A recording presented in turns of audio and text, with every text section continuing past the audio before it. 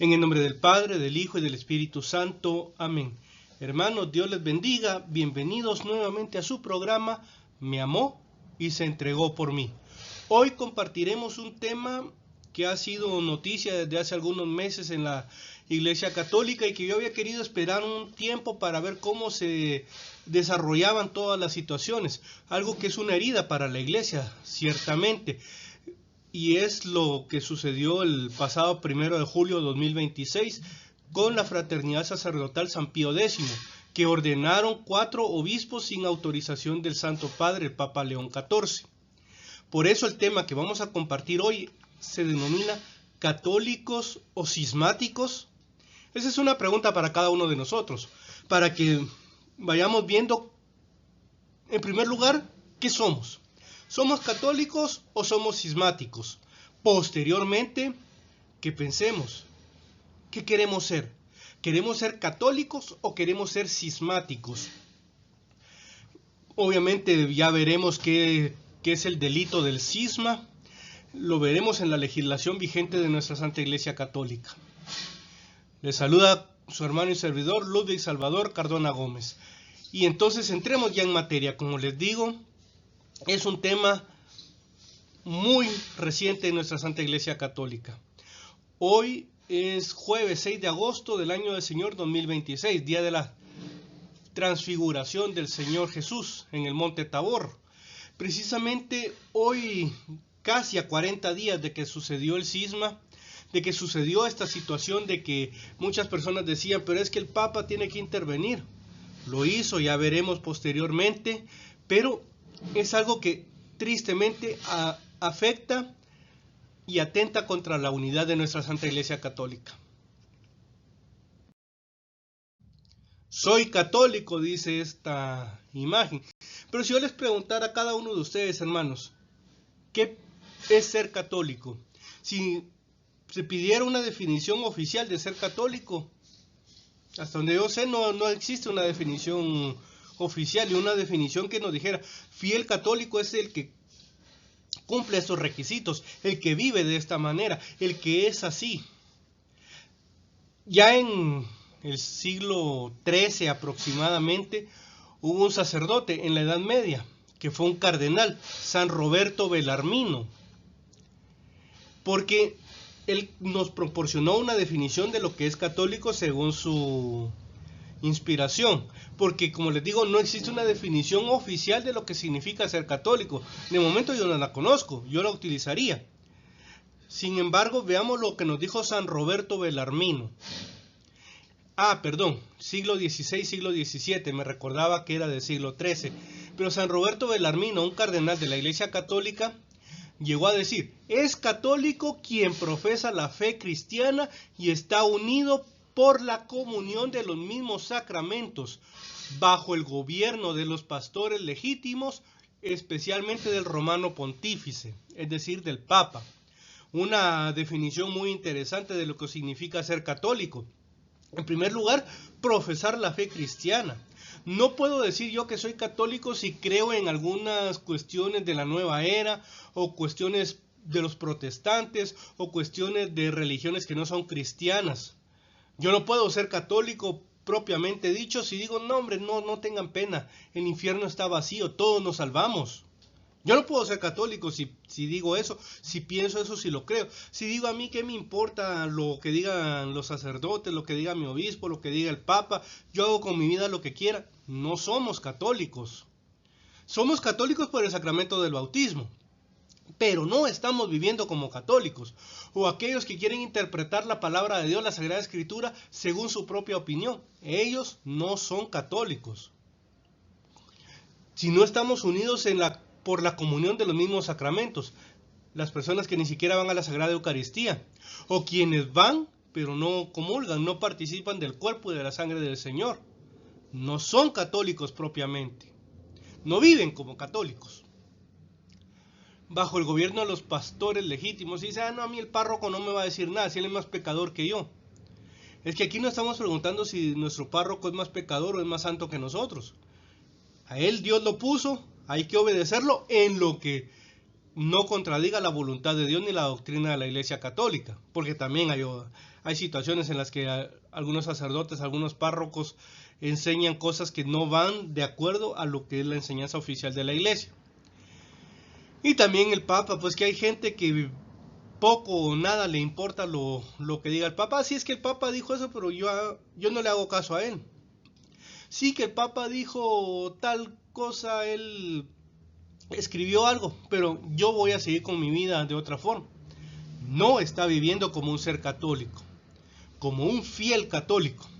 Entonces ahí ya podemos ver algunos indicios, algunas primeras notas de lo que es, en algún caso, ser cismático o ser hereje, que vamos a ver algo de estas definiciones. Entonces comparto esta definición de lo que es católico según San Roberto Bellarmino.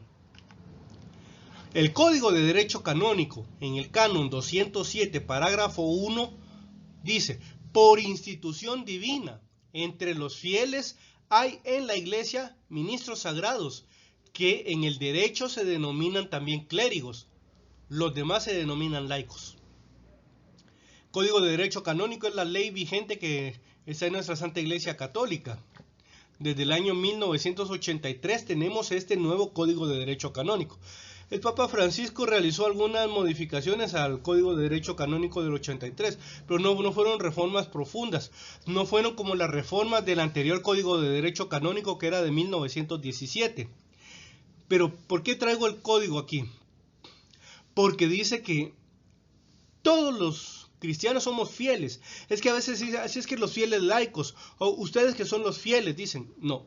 Vean, según el Código de Derecho Canónico, todos los católicos somos fieles. Que algunos son ministros ordenados, es decir, sacerdotes, y todos los demás somos laicos. Incluye a religiosos que no han recibido el orden sacerdotal y a todas las religiosas. Todas las mujeres son laicas, aunque por alguna cuestión de vida, una vocación muy especial, sean religiosas, pero en esencia son laicas, todas las mujeres. Pero entonces vemos, todo católico es un fiel, no aquello de que ustedes los fieles, ustedes son los fieles. Entonces el que diga, el sacerdote que diga, ustedes que son los fieles, tal vez él sea infiel, pero ese ya es problema de... Esto se los traslado como para ir purificando un poco nuestro lenguaje teológico y también canónico, porque también el Código de Derecho Canónico, aquí está en el Canon 751, dice, se llama herejía la negación pertinaz después de recibido el bautismo de una verdad que ha de creerse con fe divina y católica. El hereje es aquel que niega una o más verdades de fe sin negar toda la fe.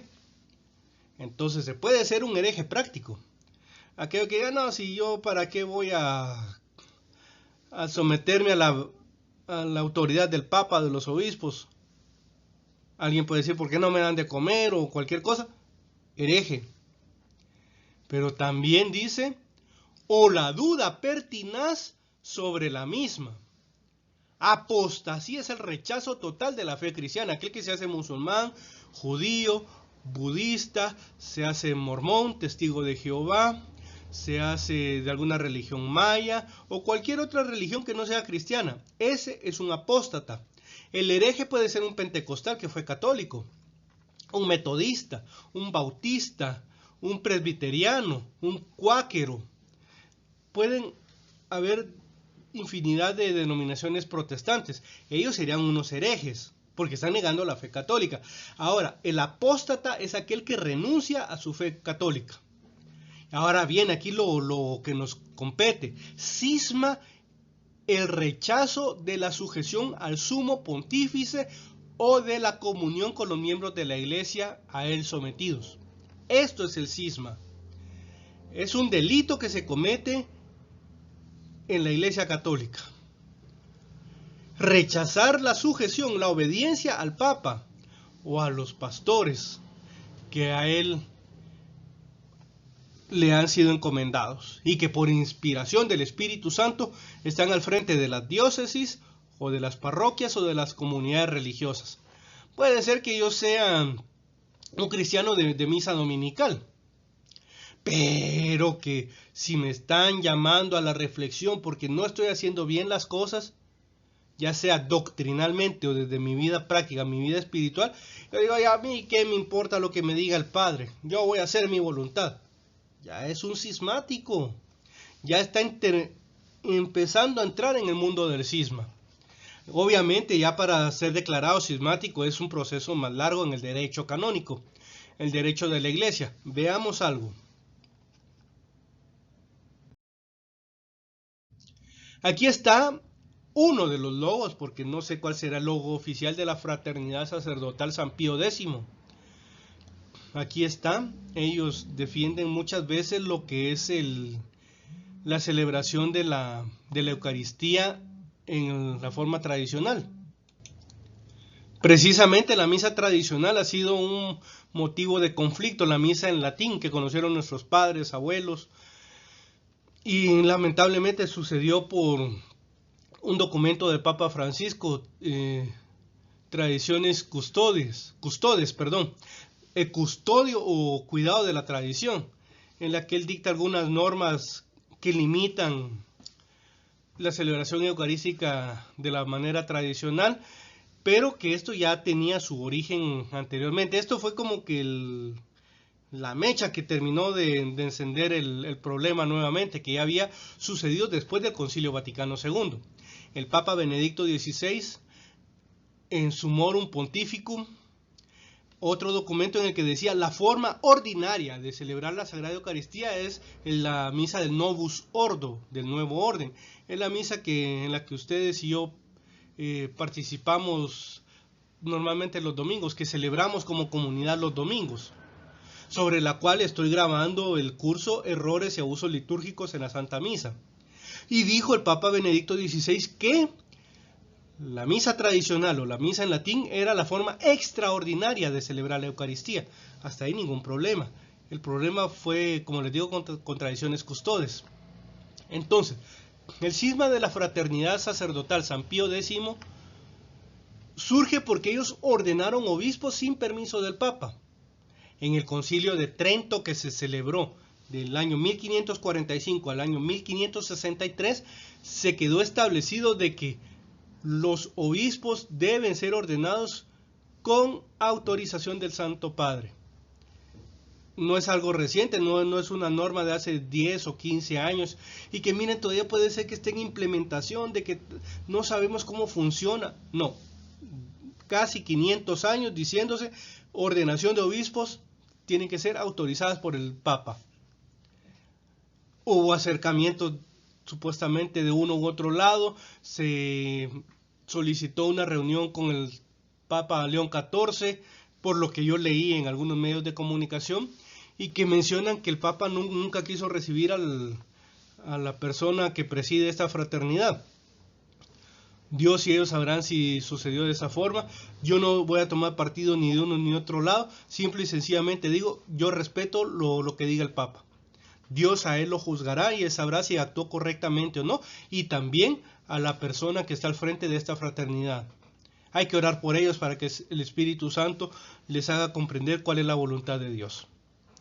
El Código de Derecho Canónico, nuevamente lo consideramos, en el Canon 1013 dice: a ningún obispo le es lícito conferir la ordenación episcopal sin que conste previamente el mandato pontificio. Aquí está. O sea, no es, como les digo, algo que ayer empezó. Este canon por lo menos está desde 1983. Ya estamos hablando de 43 años que tiene de vigencia, un poquito más de 40 años, digamos. No es algo que, miren, es que hace 6 meses surgió esta nueva legislación, ¿no? Tiene en este código, pues en el Código de Derecho Canónico habría que ver el de 1917. Pero si desde el Concilio de Trento está que la autorización del Papa es un requisito para ordenar nuevos obispos, es algo que ya se conoce, y en 1983 se ratifica en este código y en este canon específicamente. No se puede alegar ignorancia. Los abogados dicen que, y de hecho la ley menciona en Guatemala que ante la observancia de la ley no se puede apelar ni alegar ignorancia. Lo mismo sucede, y sobre todo en un caso tan serio en el que está en juego la salvación eterna. Un caso anterior al cisma de la Fraternidad Sacerdotal San Pío X fue con Marcel Lefebvre en 1988.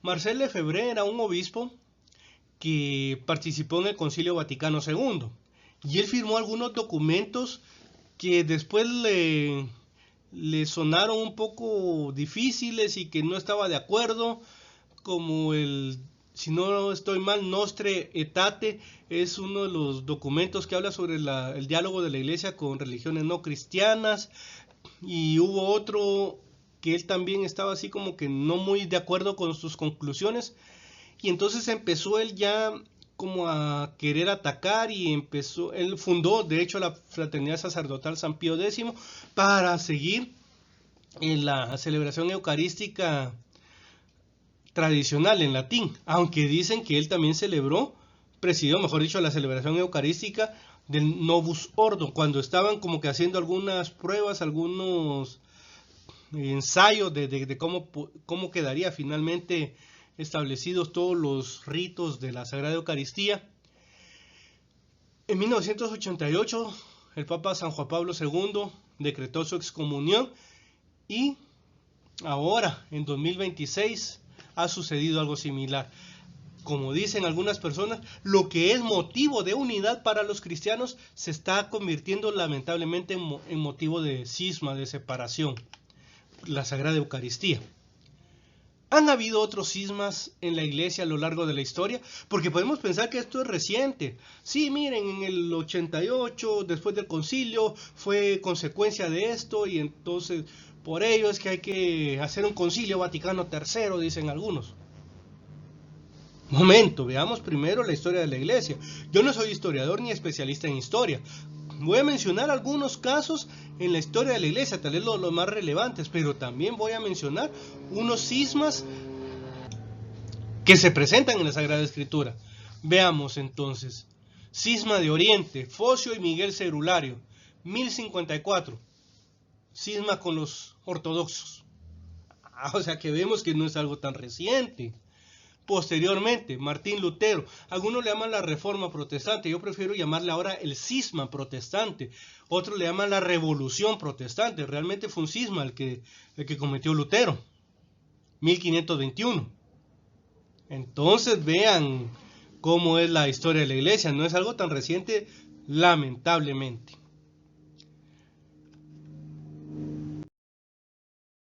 Aquí están, se supone, los 4 obispos ordenados sin autorización del Papa. ¿Es algo propio de la época más reciente de la iglesia los cismas? Pues ya vimos que no.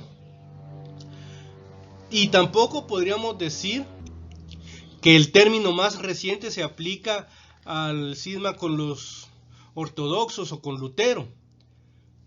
Si gustan, dejemos el término más reciente en esos años, del segundo milenio para acá. Pero en la palabra de Dios también hay casos de cismas. Veamos lo que dice la primera carta del apóstol San Juan, capítulo 2, versículo 18.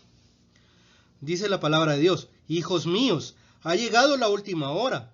Habéis oído que vendría un anticristo, y la verdad es que han aparecido muchos anticristos, por eso nos damos cuenta que ha llegado la última hora. Versículo 19. Salieron de entre nosotros, aunque no eran de los nuestros. Pues si hubiesen sido de los nuestros, habrían permanecido con nosotros. Así se ha puesto de manifiesto que no todos son de los nuestros. Aquí está lo que dice la palabra de Dios. Ya les he comentado en otras ocasiones, tal vez alguien no ha visto esos videos. La Institución General del Misal Romano y también el Misal Romano mencionan de que la aclamación, palabra de Dios, se utiliza en sentido litúrgico. Por eso, ahora que es una enseñanza, yo no digo palabra de Dios. No lo voy a hacer porque no quiero confundir ni hacer uso de algo que está prescrito en los libros litúrgicos para una enseñanza. Apocalipsis capítulo 2, versículos del 1 al 8. Otro caso, veamos, que este caso está relacionado con otro texto de la palabra de Dios. Veamos, Apocalipsis capítulo 2, versículos del 1 al 8. Cuando el Señor Jesús le habla a las 7 iglesias. La primera es la iglesia de Éfeso. Dice: al ángel de la iglesia de Éfeso escribe: Esto dice el que tiene las 7 estrellas en su mano derecha, el que camina entre los 7 candeleros de oro. Conozco tu conducta, tus fatigas y tu paciencia. Sé que no puedes soportar a los malvados y que pusiste a prueba a los que se llaman apóstoles sin serlo, hasta que descubriste su engaño. Tienes paciencia y has sufrido por mi nombre sin desfallecer. Pero debo decir en tu contra que has perdido tu amor de antes. Date cuenta pues de dónde has caído. Arrepiéntete y vuelve a tu conducta primera. Si no, iré a ti, y si no te arrepientes, cambiaré de su lugar tu candelero. Aquí viene lo que quiero decirles. Tienes en cambio a tu favor que detestas el proceder de los nicolaitas, que yo también detesto. El que tenga oídos, que oiga lo que el Espíritu dice a las iglesias. Al vencedor le daré a comer del árbol de la vida, que está en el paraíso de Dios. Hasta el versículo 7, perdón. Yo tenía versículo 8, pero el versículo 7. Ahora, cuando habla de los nicolaitas, ¿de qué está hablando la palabra de Dios? Vamos al libro de los Hechos de los Apóstoles, capítulo 6, versículos del 1 al 7. La institución de los 7, de los primeros 7 diáconos. Por aquellos días, al multiplicarse los discípulos, hubo quejas de los helenistas contra los hebreos, porque sus viudas eran desatendidas en la asistencia cotidiana. Los 12 convocaron la asamblea de los discípulos y dijeron: no está bien que abandonemos la palabra de Dios para servir las mesas. Por tanto, hermanos, buscad de entre vosotros a 7 hombres de buena fama, llenos de Espíritu Santo y de saber, para ponerlos al frente de esta tarea, mientras que nosotros nos dedicaremos a la oración y al ministerio de la palabra. La propuesta pareció bien a toda la asamblea y eligieron a Esteban, hombre lleno de fe y de Espíritu Santo, a Felipe, a Prócoro, a Nicanor, a Timón, a Pármenas y a Nicolás, prosélito antioqueño. Los presentaron a los apóstoles y después de hacer oración les impusieron las manos. La palabra de Dios iba creciendo, el número de los discípulos se multiplicaba considerablemente en Jerusalén, incluyendo una gran multitud de sacerdotes, iba aceptando la fe.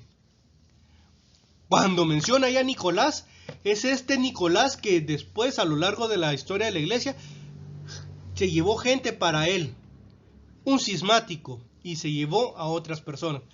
Una persona que estuvo sirviendo al inicio en la iglesia. Y puede ser gente con muy buena voluntad, con muy buena formación, pero que descuidan después su servicio. Implicaciones pastorales por el cisma.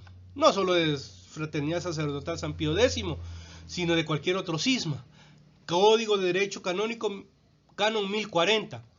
Quedan excluidos de la recepción de las órdenes quienes estén afectados por algún impedimento, tanto perpetuo, que recibe el nombre de irregularidad, como simple. No se contrae ningún otro impedimento fuera de los que se enumeran en los cánones que siguen.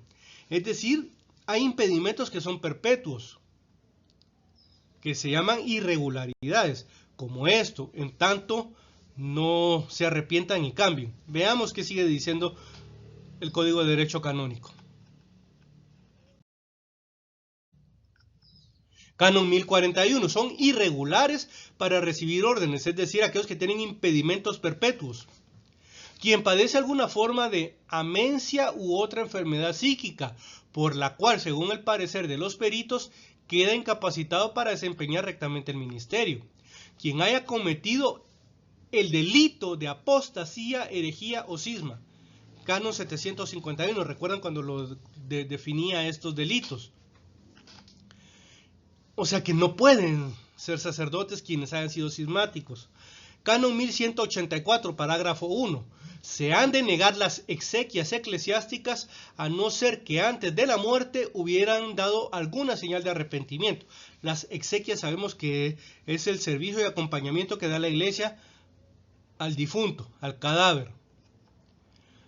Primero, a los notoriamente apóstatas, herejes o cismáticos. Es decir, la iglesia no está permitida a celebrar la Sagrada Eucaristía por el alma de esta persona si fue un hereje, un apóstata o cismático, si no dio señal de arrepentimiento. A los que pidieron la cremación de su cadáver por razones contrarias a la fe cristiana. A los demás pecadores manifiestos, a quienes no pueden concederse las exequias eclesiásticas sin escándalo público de los fieles. Me imagino que un secuestrador, narcotraficante, asesino, violador, algo así. Podría ser un pecador manifiesto, una prostituta, no sé, pienso en estos casos ahora. Y el parágrafo 2 dice, en el caso de que surja alguna duda, hay que consultar al ordinario del lugar y atenerse a sus disposiciones. ¿Ven qué delicado es el delito del cisma? ¿A qué personas las está equiparando el Código de Derecho Canónico? No es cualquier cosa, no fue cualquier desobediencia, así que miren que ellos hicieron por buena voluntad su procedimiento. Dice aquí esta noticia que ellos presentaron un recurso ante el Vaticano. Al día de hoy yo desconozco en qué proceso está. No sabemos, está permitido en el derecho, pero si llegan a ser declarados definitivamente cismáticos, se exponen a todas estas situaciones. Canon 1364, parágrafo 1. El apóstata de la fe, el hereje o el cismático incurren en excomunión late sentencia, quedando firme lo prescrito en el canon 194, parágrafo 1 y 2. El clérigo puede ser castigado además con las penas enumeradas en el canon 1336, parágrafo 1, 2 y 3. Entonces vemos que late sentencia es automático, inmediatamente en el acto. Eso significa late sentencia. Aquí está el canon 1336, ¿de qué está hablando? Parágrafo 1. Además de otras que pudiera establecer la ley, las penas expiatorias susceptibles de afectar al delincuente perpetuamente o por un tiempo determinado o indeterminado son las siguientes. 1. La prohibición o mandato de residir en un determinado lugar o territorio. Pueden echarlos de alguna diócesis.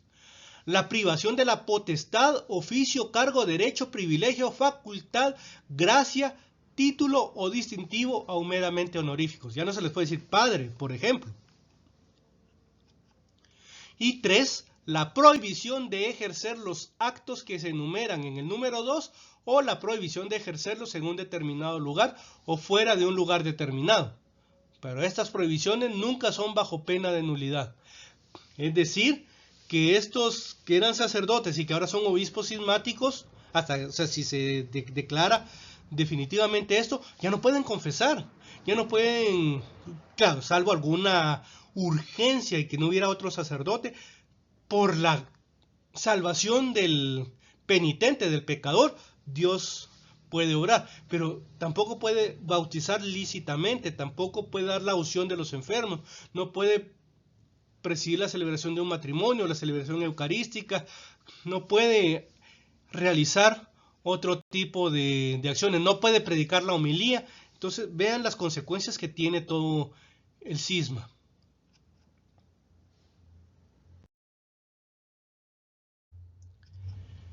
No se llega al cisma de un momento a otro. Hay señales. Aquí está el cardenal Marx de Alemania.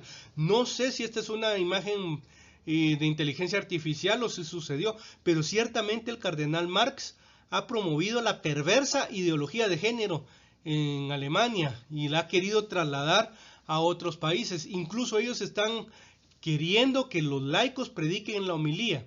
Y ya en estos días estaré grabando, si el Señor me concede la gracia, una clase sobre la homilía en el curso Errores y Abusos Litúrgicos en la Santa Misa, y ahí hablaremos sobre esto. El Salmo 1, versículo 1, dice que el camino tanto del bien como del mal es algo progresivo. Usted no llega a ser cismático, hereje o apóstata de un momento a otro. Poco a poco se van formando. Y como dice San Pío X, el Papa San Pío X en su encíclica Acerbo Nimis, con amargura o amargamente, dice que el desconocimiento de las verdades primeras de la fe es el origen de los males que estamos viviendo actualmente. Debemos cuidar la vida de oración personal y familiar, fomentar la comunión con la iglesia y sus pastores, obedeciendo en todo aquello que sea verdadero, santo, noble, justo. Como dice el apóstol San Pablo en la carta a los Filipenses capítulo 4 versículos 8 y 9. En las familias se forman los santos o los herejes y cismáticos del mañana. Nosotros decidimos qué queremos formar en nuestra familia. ¿Qué estamos fomentando en esas familias? Comunidades, parroquias y diócesis, herejes, cismáticos o apóstatas, o estamos formando fieles católicos. En nosotros está, hermanos. No los juzguemos a ellos los juzgará Dios. Veamos nosotros, y como dice San Pablo, primera carta a los Corintios, capítulo 10, versículo 12, que el que crea estar firme, que mire, no caiga, porque todos podemos ser tentados muchas veces. ¿Por qué la iglesia no actúa frente a los obispos alemanes que presentan un cisma práctico? Dios juzgará a las altas autoridades de la iglesia. Oremos por ellos para que tomen decisiones en el Espíritu Santo y en la doctrina de la iglesia. No los juzguemos, oremos por ellos y pensemos qué haríamos nosotros en ese caso. Dios les bendiga.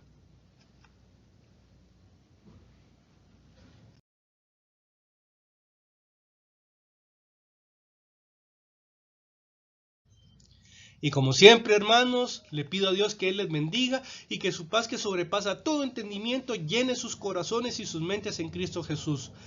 Y digamos juntamente con San Pablo, me amó y se entregó por mí. En el nombre del Padre, del Hijo y del Espíritu Santo. Amén. Padre nuestro que estás en el cielo, santificado sea tu nombre. Venga a nosotros tu reino, hágase tu voluntad así en la tierra como en el cielo. Danos hoy nuestro pan de cada día. Perdona nuestras ofensas, como también nosotros perdonamos a los que nos ofenden. No nos dejes caer en la tentación, y líbranos del mal. Amén. Dios te salve María, llena eres de gracia. El Señor es contigo. Bendita tú eres entre todas las mujeres, y bendito es el fruto de tu vientre Jesús. Santa María, Madre de Dios, ruega por nosotros pecadores, ahora y en la hora de nuestra muerte. Amén. Gloria al Padre, gloria al Hijo, gloria al Espíritu Santo, como era en el principio, ahora y siempre, por los siglos de los siglos. Amén. Dale, Señor, el descanso eterno, y brille para ellos la luz perpetua, que su alma y la de todos los fieles difuntos, por la misericordia de Dios, descansen en paz. Amén. Señor Jesús, por favor, danos buenos, santos y abundantes sacerdotes. Amén. En el nombre del Padre, del Hijo y del Espíritu Santo. Amén. Hermanos, aquí tienen ustedes la forma de contactarme. Si desean que se aborde un tema específico en este su programa, Me amó y se entregó por mí, háganmelo saber y con la gracia de Dios lo podremos estudiar. Dios les bendiga.